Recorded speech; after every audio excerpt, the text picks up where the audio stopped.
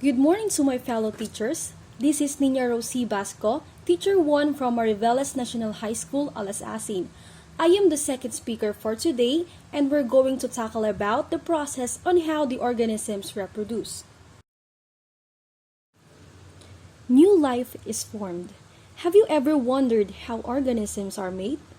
What process makes an organism to reproduce? The answer is reproduction. Reproduction is the process by which organisms give rise to a new organism or offspring.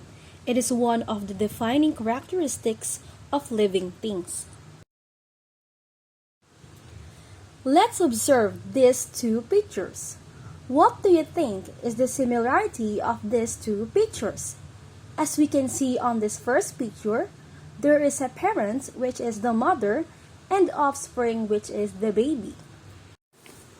On the second picture, we can see that there are lots of flowers, and one of these flowers can be a parent, and the others can be its offspring. We can also say that both organisms undergo to the process called reproduction. How about their differences? We can see on this first picture that there is a difference or variation between the baby and the mother. On the second picture, there is no variation because the parent and the offspring are exactly look alike. After knowing their similarities and differences, we infer that organisms reproduce differently to one another. Let's now address the differences between sexual reproduction and asexual reproduction.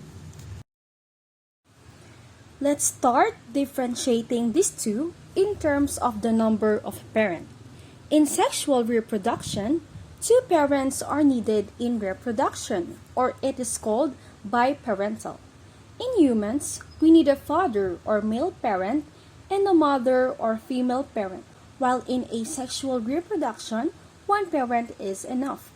Why do we need two parents in sexual reproduction and only one parent in asexual reproduction? The answer is directly related to our next factor, which is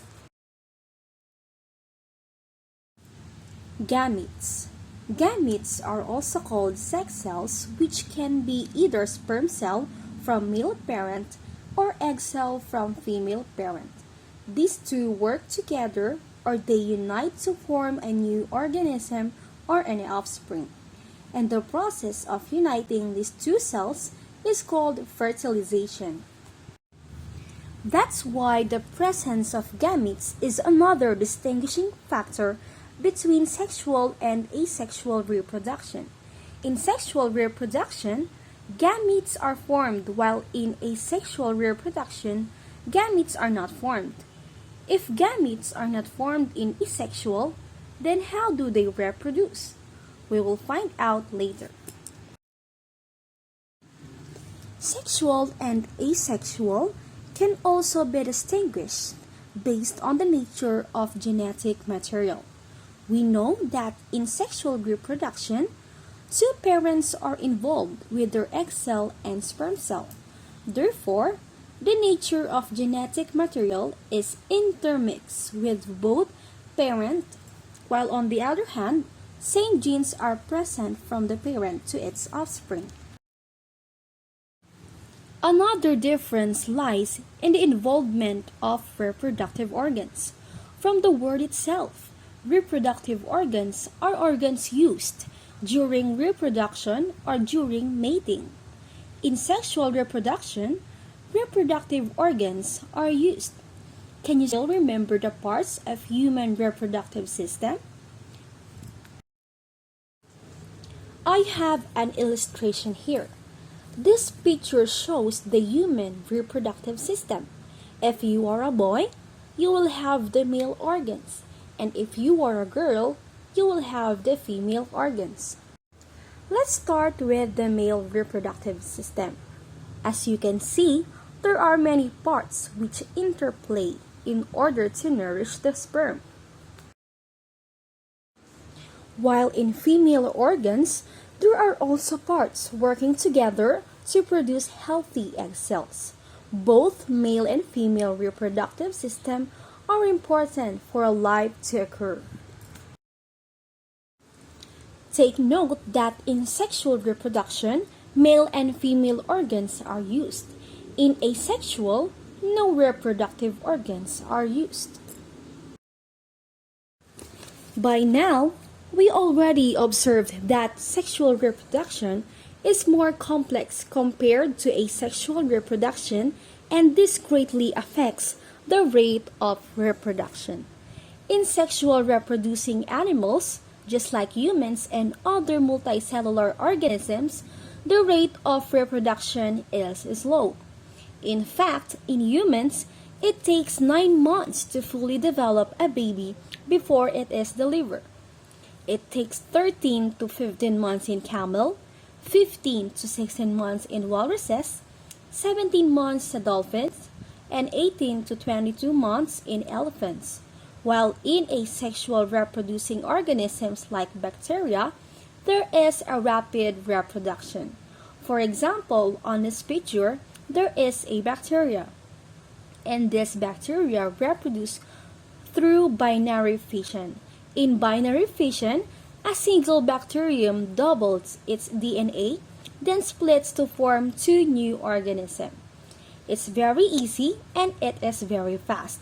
That's why more organisms are produced.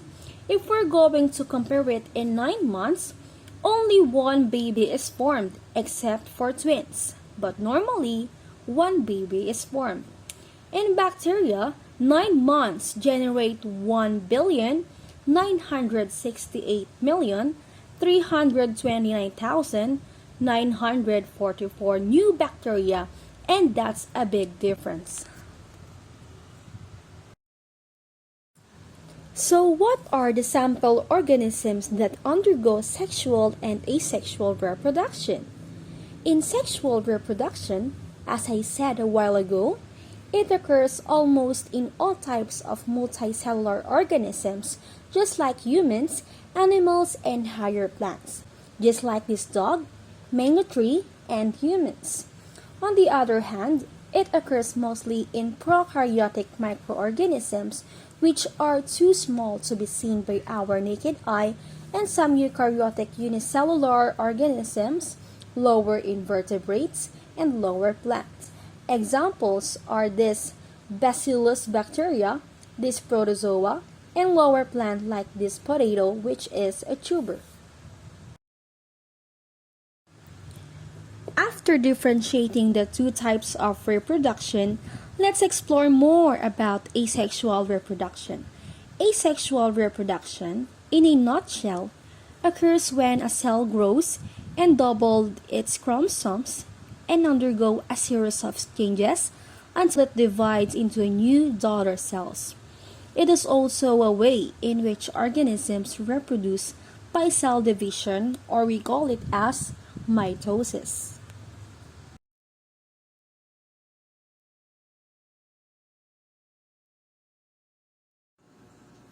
Let's now move on to the different types of asexual reproduction. We have binary fission, budding, fragmentation, regeneration, spore formation, and vegetative propagation. Binary fission.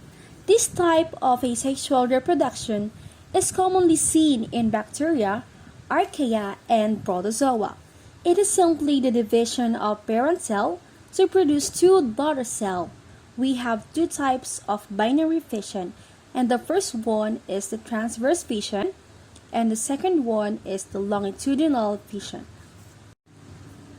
In this example, we can see a paramecium undergoing transverse fission. In transverse, the organisms divide into two equal halves in transverse plane, or it divides crosswise. On the other hand, in longitudinal fission, organisms divide into two equal halves in longitudinal plane, or it simply divides lengthwise. For example, in this picture, we can see that Euglena undergoes longitudinal fission. Next, let's have budding. Budding is commonly seen in unicellular organisms like yeast and some simple multicellular organisms like hydra. In this picture, we can see a hydra. In this process, buds are formed from the parent cell or body to grow into new individual. This is the bud or outgrowth. It will grow until new hydra is formed. The buds may separate from parent to live as another organism, or it may remain to its parent to form a colony. But in this case, the buds separate. Our next type is fragmentation. It is commonly seen in sponges and flatworms. In these organisms, the parent body breaks or fragments into several pieces, and these pieces or fragments develop into new organisms. In this picture, if the flatworm divides, the upper half with no tail and the lower half with no head will form into new organisms.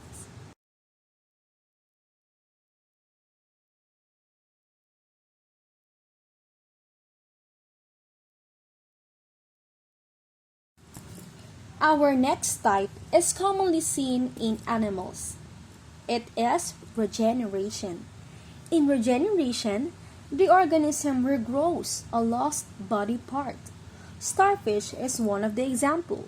If one leg of a starfish has cut, it will grow into a new part. For example, in this picture, the 3 legs are cut, and these 3 will grow into a new legs.